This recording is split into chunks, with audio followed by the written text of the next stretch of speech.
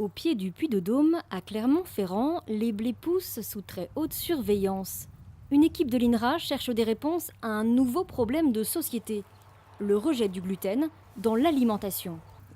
Si 1% de la population souffre d'une intolérance grave et identifiée, de plus en plus de consommateurs affirment mal le digérer sans explication médicale. Cet essai aujourd'hui est fait pour ces personnes-là. On va caractériser finement le gluten de toute une variabilité de blé pour essayer de voir ce qui peut mettre les gens hypersensibles non cœliaques au gluten malades et de voir éventuellement s'il y a des gluten que ces gens pourraient supporter. Pour étudier ces gluten, les chercheurs ont semé des variétés modernes et productives ainsi que des variétés ou espèces anciennes. Vous avez ici la petite épeautre. Au total, une centaine de variétés sont étudiées sur la parcelle. Et pour en savoir plus, direction le laboratoire. Sibylle analyse les farines grâce à des technologies de pointe. Le chromatographe identifie et dose les protéines que contient chaque variété de blé, les gliadines et gluténines. Ici, on a analysé 2 variétés de blé différentes et on voit bien qu'il y a des pics qui sont présents dans une variété et qui ne le sont pas dans l'autre, ce qui signifie après sur le réseau de protéines qui va se former et sur le gluten qu'il y aura différentes qualités. Le gluten, c'est le réseau de ces protéines qui se forment quand la farine est pétrie avec de l'eau, ici lavée de l'amidon.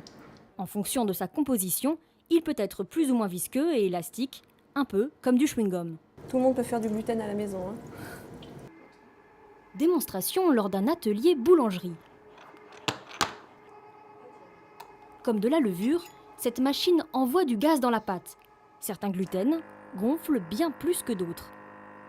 Avec la même quantité de farine, la différence de résultat saute aux yeux. Un pain qui gonfle, un pain qui est tout plat. Mais de toutes ces farines, quelles sont celles qui sont les plus digestes ? Les chercheurs ont programmé des robots qui miment à l'identique toute la digestion humaine, celle d'un adulte en bonne santé, d'un enfant, d'une personne âgée.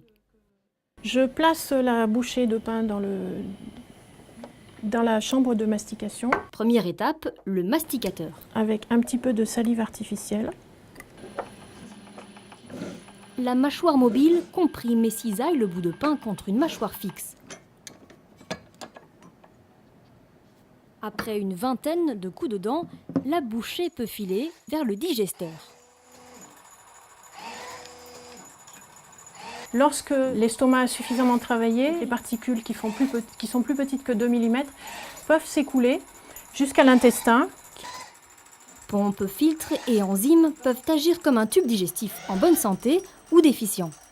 En fonction de la variété, en fonction de la mastication et en fonction de la digestion, nous espérons voir comment les différents types de gluten vont pouvoir être dégradés et devenir plus ou moins digestes. Les tests commenceront dès la moisson terminée, dans l'espoir de proposer des variétés de blé aussi productives que faciles à digérer.